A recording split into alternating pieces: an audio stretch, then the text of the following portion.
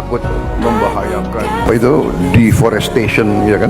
And turning more truculent trees into thieves. Bencana alam sering kita anggap sebagai takdir. Namun, ada kalanya bencana bukan sekedar peristiwa alam, melainkan akibat dari pilihan manusia. Pilihan yang dibuat atas nama pembangunan, ekonomi, dan kekuasaan. Tahun 2025 menjadi saksi bisu bagaimana Sumatera, salah satu pulau dengan kekayaan ekologis terbesar di Indonesia, justru menjadi lokasi bencana kemanusiaan yang menelan ribuan korban jiwa.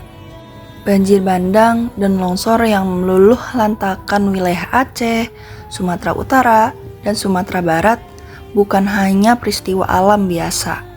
Hujan memang turun, namun kerusakan yang terjadi menyisakan pertanyaan besar. Apakah ini bencana alam ataukah konsekuensi dari kebijakan yang salah? Bagian 1.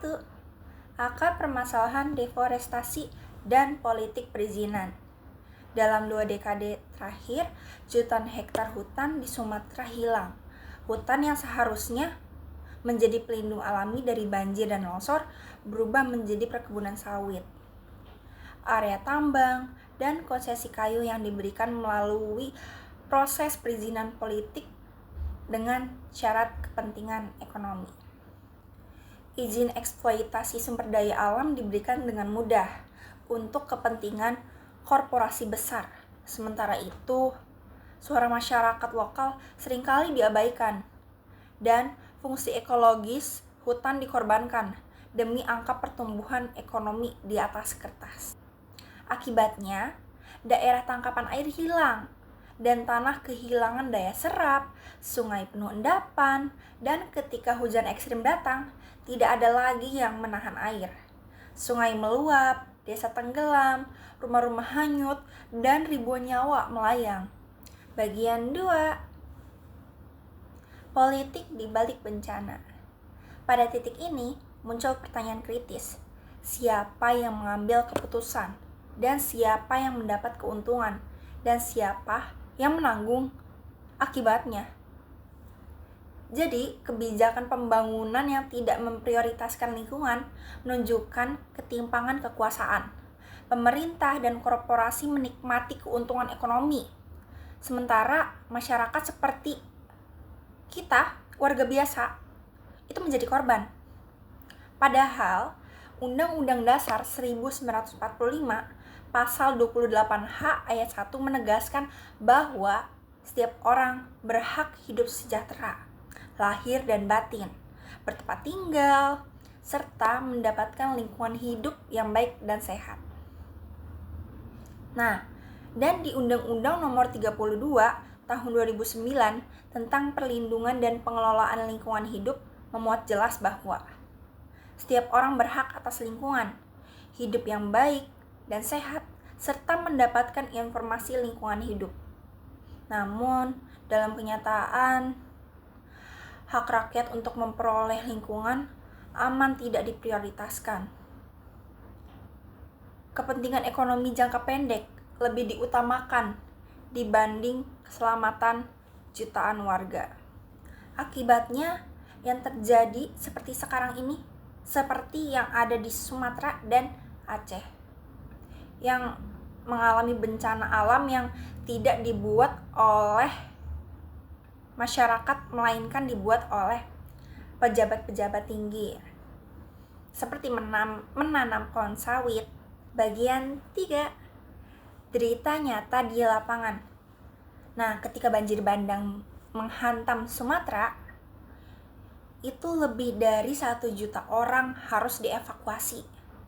Ribuan rumah hancur, ratusan sekolah dan fasilitas kesehatan itu lumpuh dan tidak bisa dipakai sama sekali. Dan banyak desa terisolasi karena jalan dan jembatan putus. Dan tidak ada penerangan di jalan juga. Warga kehilangan keluarga, pekerjaan, dan harapan. Nah, mereka tuh nggak hanya kehilangan rumah, tetapi juga kehilangan masa depan. Anak-anak mereka terpaksa berhenti sekolah, petani kehilangan lahan dari tanaman, Para ibu kehilangan akses air bersih dan makanan. Banyak yang masih tinggal di tenda darurat, menunggu bantuan yang datang terlambat. Dan di tengah kesedihan itu muncullah ironi politik. Para pejabat ini saling melempar tanggung jawab, sementara warga saling bergandengan tangan untuk bertahan hidup. Bagian 4, tuntutan keadilan lingkungan. Nah, bencana ini adalah alarm keras bahwa Indonesia harus berhenti mengorbankan lingkungan dan rakyat untuk kepentingan ekonomi jangka pendek, seperti kepentingan pembisnis yang punya jabatan tinggi di Indonesia. Nah, sudah saatnya pemerintah yang pertama menghentikan pemberian izin tambang dan perkebunan di kawasan Hulu Das. 2. Menegakkan hukum terhadap perusak lingkungan tanpa tebang pilih. Yang ketiga, transparansi dalam proses perizinan dan tata kelola lahan. Di Indonesia sendiri juga kurang untuk transparan ini. Bahkan nggak transparan. Yang kita tahu Indonesia banyak yang korupsi karena tidak adanya transparan di perizinan itu. Terus yang keempat, mengutamakan keselamatan warga sebagai prioritas utama. Terus yang kelima, memperkuat mitigasi bencana bukan hanya reaksi setelah tragedi. Terus yang terakhir, keadilan lingkungan adalah bagian dari keadilan sosial, dan bencana ini harus menjadi titik balik, bukan sekedar berita sesaat.